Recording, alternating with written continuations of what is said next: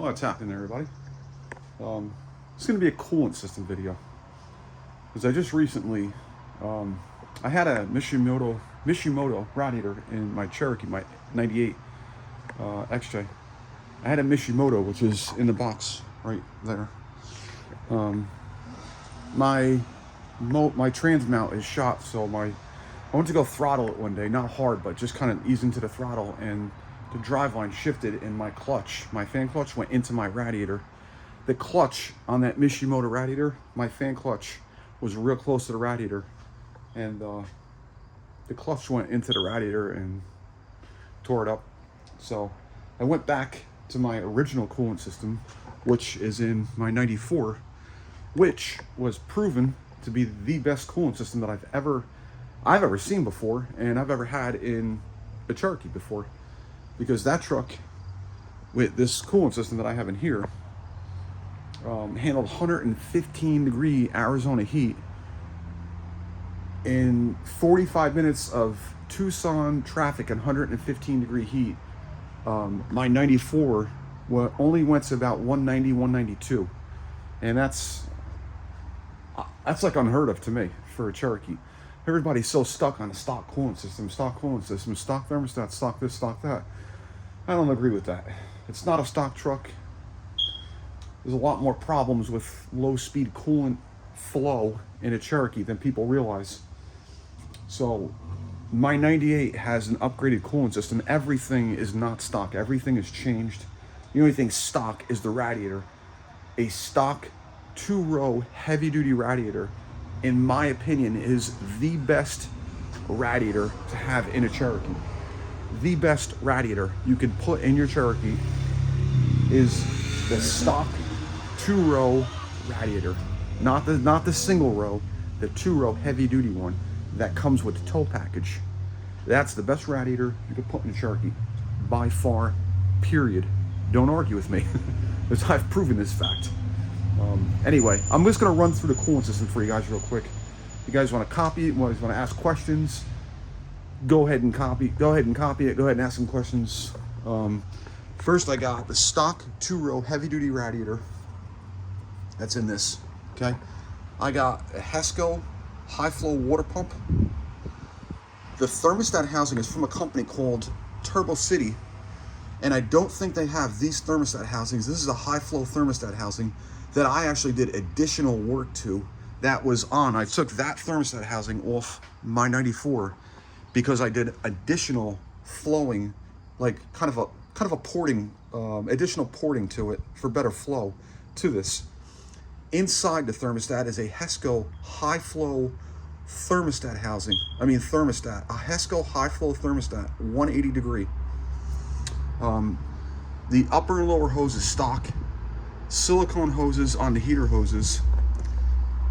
Stock full fan shroud. It's not broken, it's not anything. And I wish you can see the clutch, because the clutch in here is a Hayden clutch, and that's the part number for the clutch. 2737, Hayden 2737. It is a Grand Cherokee application, and it's not thin. It's not as thin as the stock radiator. It's a little thicker than the stock clutch, but it's not as thick as the severe duty one from Hayden, like this. It's not this thick. So it's in between a stock fan clutch and that severe duty one, and it fits perfect in here. Perfect. It's nice and tight. It works extremely well. It's a lot more noisy than stock, but noisy is good because you want airflow. Airflow at low speeds on a 4-liter is the most important thing. I am not running hood vents because, one, I didn't want to lop a hole in my hood, because I have them on my '94. I have hood vents on a '94, as you can see right there in the distance. They work great on my '94, but in 90 degree heat, this truck does not go over 190. So I don't really have a need for them. And I'd like to keep my hood hole free, if you would say. So no hood vents, but I do run an engine oil cooler, which is right behind here. And you're not going to be able to really see it that good. Here's the brackets for it, but it's right behind here. I don't like any coolers behind the grill like this, like an auxiliary tranny cooler, the stock auxiliary tranny cooler, which is right there. That has a gap between my condenser and that auxiliary trans cooler, that stock auxiliary trans cooler. There's a gap between the condenser, probably about 1.5 inches to 2 inches. And my engine oil cooler, which is right here, there's a gap between my condenser and that cooler, probably about 1.5 inches to 2 inches. So as long as there's a gap between the coolers for airflow, it's okay. You don't want to mount it flush against it like this, because you're going to get too much heat soak from the cooler to whatever you're mounting it against. Way too much heat soak. You need a gap between it for airflow. Okay? So, oil cooler for the motor. Stock 2-row radiator. Stock heavy duty 2-row Cherokee radiator. That's for the tow package. That's what this is. That's the best radiator you can have in a Cherokee. Forget that aluminum radiator crap. Just forget all that stuff. Stock 2-row heavy duty tow package radiator with a stock cap. That's all you need as far as radiator. HESCO high flow water pump. HESCO makes a thermostat housing, a high flow thermostat housing that is extremely well. It works extremely well. This one is an equal one from Turbo City. Inside the thermostat housing is a HESCO high flow 180 thermostat. And then the fan clutch is a Hayden fan clutch from a Grand Cherokee application. And that is the part number for the fan clutch, 2737.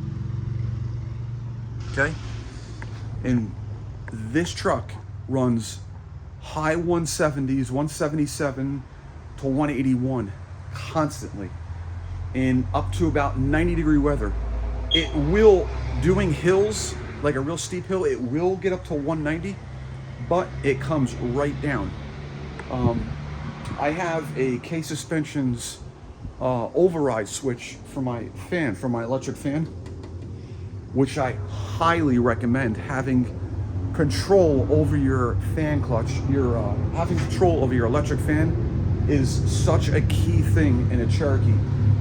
To turn your fan on, your electric fan on, whenever you want it on, is such a great thing to have. I can't imagine guys that don't have this and that just rely on the fan, the electric fan coming on whenever it wants to come on. I just can't even imagine that. Guys are running these things at like 220, 210 and 220. You only got like 20 degrees before you're overheating. This thing at 180, I got like 40 degrees before, 40, even 50 degrees before I'm overheating. So I got a lot more wiggle room, if you want to say, you know. So anyway, you guys have your own opinions on a stock coolant system. I don't agree with it. I'd rather have a motor running at 180, 183 all day long in traffic, in 70 degrees on the highway. No matter what you're doing, this truck will run 181, 183 all day long.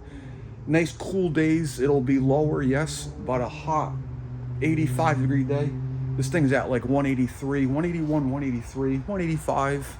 Nice and cool, nice and relaxed. No engine lights, no extra negative stuff going on with it. It runs perfectly fine, runs strong. It's happy as could be at that temperature. My next thing I like to do to it, which I have right there, is a Flowmaster. Flowmaster makes a high flow cat. And a Flowmaster, that's a Super 44 Flowmaster. I have to do that one of these days. That's my next thing I really want to do to this thing. But as far as coolant systems, you guys heard my coolant system.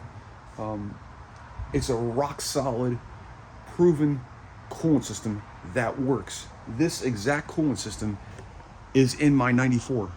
And my 94, like I said, was in Arizona heat, Texas, Arizona, New Mexico, Utah, 100-degree heat, and it handled it with no problems at all. It never went over 190. It stayed about 188, about 190 at times, but came right down. So with this coolant system, is proven in hot, extreme hot weather, proven that it works. Again, everybody has their opinion. I respect everybody's opinion. If you want to run a stock cooling system, I have not one negative thing to say about it. Your truck, your Cherokee, run what you want.